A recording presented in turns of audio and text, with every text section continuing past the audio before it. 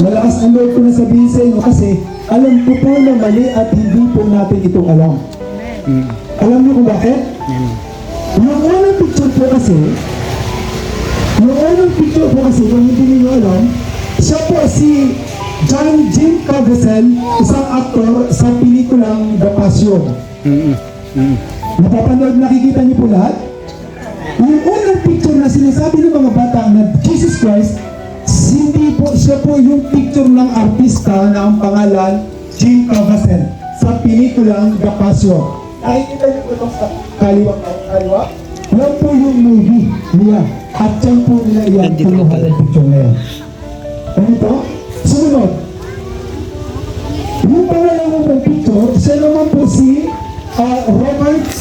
Ayaw tumingin eh. Siya naman po si Robert Powell sa pelikulang The Nazareth. Ada Nazareth. Napanood mo po? Oo, nasa So, ginawa panood. natin po iyan, yung mga picture na iyan, kinuha po yan sa mga movie na yan. Gusto mo? Ito yung pinakasikat.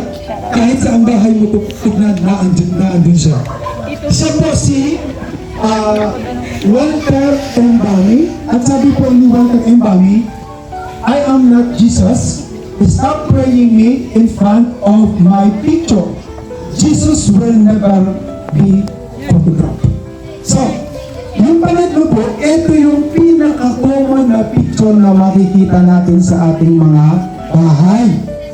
Mga kapatid, hindi po yan si Jesus Christ. Siya po si Walter Mbami. At yung pang-apat, nakikita niyo? Siya naman po yung picture na ang pangalan niyang bilang artista ay si Diego Morgado sa pelikulang The Son of God. Mga kapatid, mga bata, gusto kong maintindihan ninyo na itong mga picture na sinasabi ng Jesus Christ, hindi po sila si Jesus Christ. Tinuturo sa atin ito ng mga magulang natin kasi kami pong mga magulang dati rin naman na biktima ng mga maling katuruan ito. So, ano po ang ibig kong iparating sa inyo mga nanay? Paano nga ba nagpakita ang Diyos sa tao? Saan naggaling itong mga picture na ito? Sabi niya po sa Book of Exodus, chapter 24, verses 16 to 18, ang bundok ng Sinai ay nalukuban ng kaluwalhatian ni Yahweh. Ano daw? Ang nalulukot sa bundok ng Sinai? Kaluwalhatian ni Yahweh. 6 na araw itong nabalot ng ulap. Nang ikapitong araw, si Moises ay tinawag ni Yahweh mula sa gitna ng ulap. Nakita rin ng mga Israelita ang kaluwalhatian ni Yahweh na parang nagniningas na apoy sa taluktok ng bundok. So, sinabi ba sa Biblia na yung mga picture kanina ganun ang mukha ni Jesus Christ? Hindi. So, saan yun nanggaling? Nanggaling po yun sa mga kapwa natin tao na kinukuha ang picture doon sa pelikula yun at pinangalat sa social media at kung minsan, pinadidevelop natin, nilalagay natin sa ating mga bahay. At Nag-video lang sa ako. tuwing Mamaya nagpipray tayo, nakaharap tayo sa mga picture na ito at saka tayo nananalangin. Ngayon, nagtatanong po tayo mga nanay, bakit hindi pinapakinggan ni God ang ating panalangin? Eh hindi naman po sila ng pinananalangin na natin. Hindi naman po si Lord, hindi naman po tayo kay Lord nananalangin. Pagkos, dito sa mga picture na ito.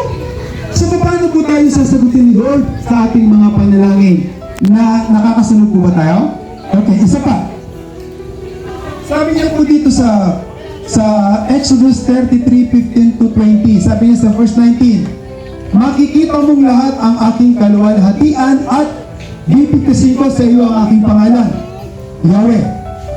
Sa 20, ngunit hindi mo maaaring makita ang aking mukha sapagkat tiyak na mamamatay ang sinumang makakita niyon. So, sinabi ba sa Biblia na ang mga picture na ito ay si Jesus Christ? Hindi. Now, mga nanay, time for us to change. Huwag na po natin turuan yung mga anak natin magsinungaling. Okay? Mga bata, huwag kayong lumaki ng huwag kayong matuto na maniwala na ang mga picture na ito ay si Jesus Christ. Sila ay mga larawan ng mga artista. Nakikinig? No. Ano ang sinasabi ng kailan ba na talaga makikita ng tao ang Diyos? Kailan ba talaga natin makita ang Diyos? Kung nananampalatayong may Diyos, kailangan pa rin ba natin siyang makita? Sa kabila ng pagkakaalam natin ang Diyos ay Espiritu, kailangan pa ba nating makita ang Diyos?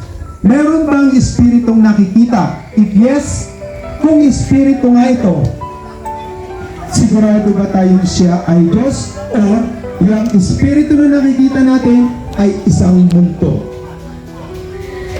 Sa ating pong pagpapatuloy, sa mga relihiyong Judaismo, Samaritano, makalumang Kristyanismo at Alliance, ang idolatria ay nangangahulugan na pagsamba sa isang bagay. Sa mga makarakwal na relihiyong ito, ang idolatria ay tinuturing na pagsamba sa mga huwad na Diyos. Ano po ang sinasabi o ibig sabihin ng huwad na Diyos? Mga kapatid, yung mga picture po na pinakita ko sa inyo at yung mga pinaniniwalaan nating Diyos, sila po ay mga tinuring ng Biblia na huwad na Diyos. Bakit huwad na Diyos? Huwad na Diyos kasi hindi sila nakakarinig. Huwad na Diyos kasi hindi sila makakita. Huwad na Diyos kasi hindi sila makalakad. So mga kapatid, gusto ko po ipakita sa inyo yung mga halimbawa ng mga idolatria o mga idols o mga iniudulo natin na sinasabi sa Biblia na mga huwad na Diyos or mga Diyos-Diyosan na binibigyan natin ng pagpapahalaga. Pakita ko sa inyo, baka hindi po kayo maniwala. Sino to? Si Baal. Ito. Siya yung mga Diyos na kinikilala ng mga Hinduism. Hindu. Jude. Ito si Buddha. Yan, Buddha. Okay? Chinese. Mga nanay, makinig po ha, sa Buddha.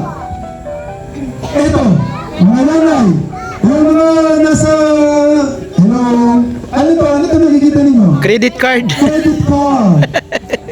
Naniniwala po ba kayo, alam ba ninyo na ang credit card, pag binigyan natin ng pagpapahalaga ay nagiging Diyos na ng ating mga buhay.